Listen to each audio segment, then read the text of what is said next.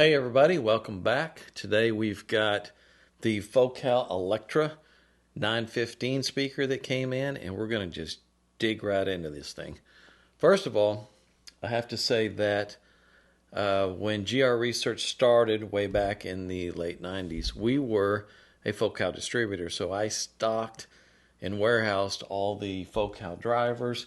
We actually used some Focal tweeters in our very first speakers, our little Paradox 1 and Paradox 3 models.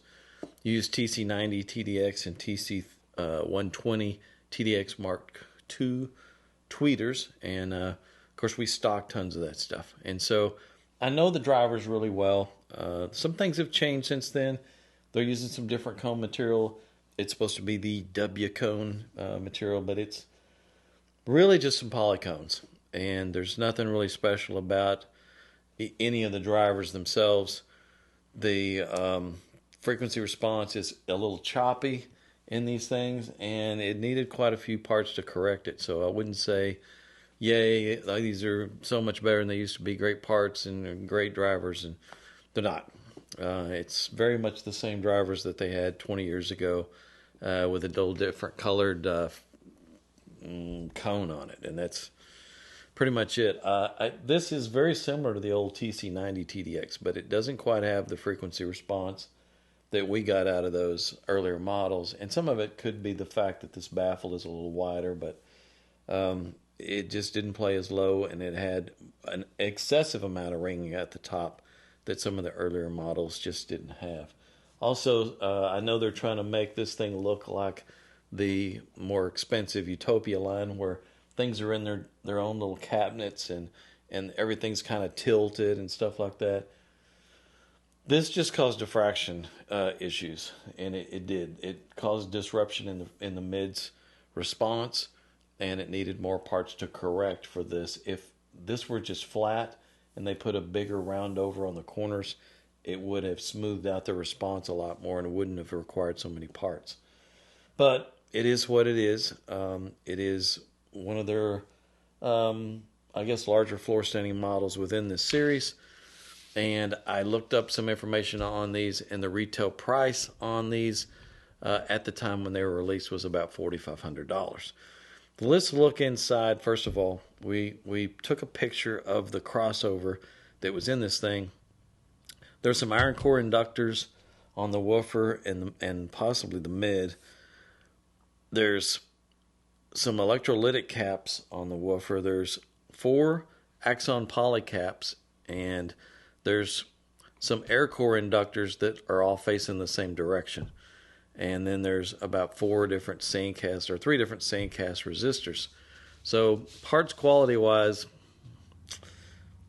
all but maybe the little Axon capacitors. Some of those are okay. I mean, we used to use them as our budget level cap, and it's a good budget level polycap. That's what it is. It's not super expensive, and it's not super high end, but it's not bad.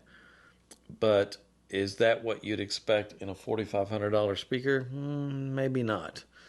So let's look at the frequency response on these things, and let's look at it compared to what I did to this thing, and let's talk about some of that stuff. So first of all, let's look at the stock frequency response, and then let's look at the frequency response that I created for it after the upgrade. Now, the differences are in several places, and I know even the stock frequency response is within 2.5 to 3 dB plus or minus, so they could say it's within normal levels of accuracy, versus what I did with it here is within plus or minus a dB to a dB and a quarter. But the real difference is in several areas. If you look at the response of the mids, you'll see that there's a pretty good little peak there at about 1500 hertz, and there's also a little bit of stored energy there as well. Also, if you look all the way at the very end of the tweeters curve, you'll see a little peak at the top. And it just looks like a little amplitude peak, but it's not. It's an extreme resonance there. And if we look at the spectral decays, we can see that that thing was ringing its little tail end off. Let's look at that. Let's look at the spectral decay and look at the very top of it, and you'll see that that thing is just ringing. And that is quite a source of irritation. That's going to be the type of ringing that will run you out of the room if you're sensitive to ranges at 20 kHz or at that very top end. A lot of people are not that sensitive to it. They don't hear up to those frequency ranges that well, and it's not that big a deal. But for some of us, after a while, it gets pretty rough. It's hard to handle, listen to a lot of music for a long time through it. It's just a very harsh ringing, and it can give you a headache if you're not careful. So let's look at the original crossover response of the original. It's bi-ampable or bi-wireable, so I could shoot the woofer by itself and then shoot the mid-tweeters, and it crossed about 350 hertz. And you can get a kind of a good idea of the frequency response of the mid and the lumpiness that's within that range. And then let's take a look at that compared to the crossover response that I created for it once I put a few notch filters on this thing and flattened it out. You'll notice now the mid-range drivers are nice and smooth now. No more peak. I pulled all that out of it, and it's much cleaner, and it creates a much smoother response. And if we look at the spectral decay again, let's look at the original spectral decay versus the new spectral decay, and you'll notice I knocked that tweeter range down by about 4 dB, so I took over half of that ringing out of it. And there, that little ridge there at 1500 hertz that was a little peak, I knocked that out of it, and it did away with the stored energy there. You'll notice in the within the woofer and the mid ranges, it's much smoother now. They decay much cleaner. There's still a little hash in the tweeter's response there around 4,000 hertz to 5,000 hertz or something. It's there in the original. I really couldn't get that out of it, but it's much cleaner now. So a lot of that irritation is gone. It's more balanced. And let's look at 3 other things real quick, and then let's talk about the parts. Let's look at the vertical off-axis response. The before and after, it's very similar. There's the stock vertical off-axis and the new vertical off-axis. The tweeter wouldn't play down really much lower, so I couldn't push that crossover point down, which would have improved that vertical off-axis situation. But I did improve it some. It is a little more balanced now, but very, very similar to where it was. Overall, the frequency response is balanced. Let's look at the horizontal off-axis, and you'll notice kind of the same thing there. I didn't make any major changes there. A lot of it has to do with just the off-axis response of the drivers. Again, I didn't change the crossover points or anything like that, so we're looking at something very similar, other than the base level response is much smoother. And if we look at the impedance curves before and after, we'll see those are pretty much the same as well. Nothing drastic happened in that regard. Now, I know what a lot of you guys, you respond in a lot of these videos and you say, yeah, all you're doing is making the frequency response flat. That just makes the speaker boring. No, that's not true at all. The frequency response and whether or not the speaker is boring are 2 completely separate issues. If you want a speaker to sound more lively, more dynamic, it isn't a function of, hey, let's go in on the frequency response and put some peaks in there somewhere. That's not what makes it enjoyable to listen to. The frequency response is just a measurement of accuracy. It's not telling you how good it's going to sound. It's going to tell you that there aren't any problems. So we always shoot for a high level of accuracy, and we do away with response anomalies, like that peak that was at 1500 hertz. We're bringing that down and balancing it out. Now, what really determines more about how it sounds are the parts that are involved in this thing. And let's look again at the original parts that were in this thing. What happens when you put this level of parts in there? A lot of these iron core inductors are going to hold a residual charge, and it's going to cause some smearing. That's not that big a deal when the crossover point is down below 200 hertz. And in this case, if you look at the crossover response of the new one that I just did, you'll see that it crosses below 200 hertz. It's probably at 160 to 180 is where it crosses.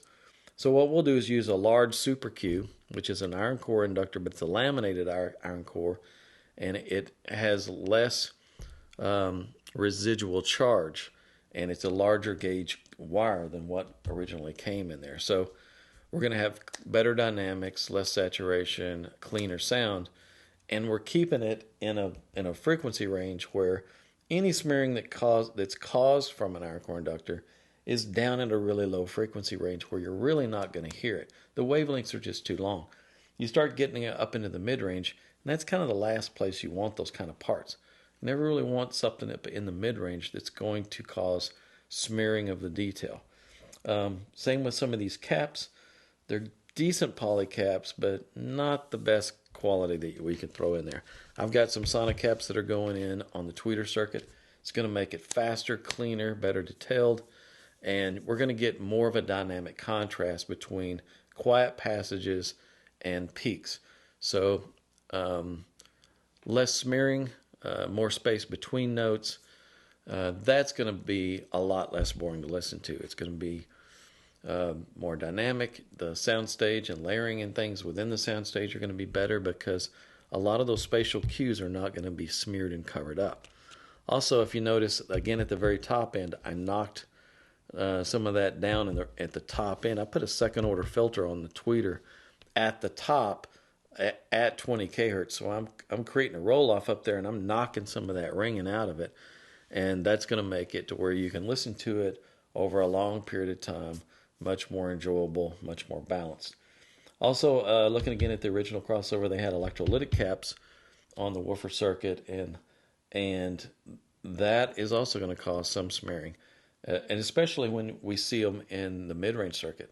A lot of times it calls for 100 microfarad or larger cap value, so they use electrolytic cap to save money. Whereas we'll go ahead and put a poly cap in that application. It's a little more expensive, but it's a lot cleaner sounding. It's much, much cleaner. So it's putting the money in the right places can make all the difference in the world. And we're upgrading the binding posts that are on this thing to tube connectors. We're providing new wiring, whereas the wiring in this thing was horrible.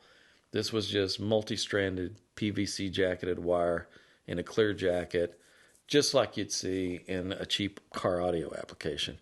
We're going in and replacing with high purity copper 4-9 solid core in polyethylene, and that's going to make quite a difference as well. We're also going to throw in 3 sheets of no-res that you can line the cabinet with that'll help tighten up the bass response and clean up some of that stored energy there within the cabinet itself. It's gonna absorb a lot of that and do away with those resonances and make it just sound a whole lot cleaner. So we put together a whole package there. Everything comes to $1,089. I know that's getting up there a little bit, but there's a lot of parts involved. This is a 3-way design, and that's what's really involved in taking this thing up to a high level. And those of you guys who have one of these, if you want to jump on this kit and upgrade them, you're going to see and hear a substantial difference in performance. Believe me, I know these drivers really well. I've worked with them a lot. I used to stock them. I know what can be done with them. And parts quality goes a really long way, and also just balancing out the frequency response so that there's no response anomalies there, no peaks, nothing that stands out and draws attention to itself. Then you can just listen to and appreciate the music and enjoy it for what it is and not listen to the problems of the speaker. That's it for this one. I hope you guys enjoyed some of this explanation. This was almost more tech talk than upgrade, and I hope you guys appreciated it. And I'll see you guys in the next video.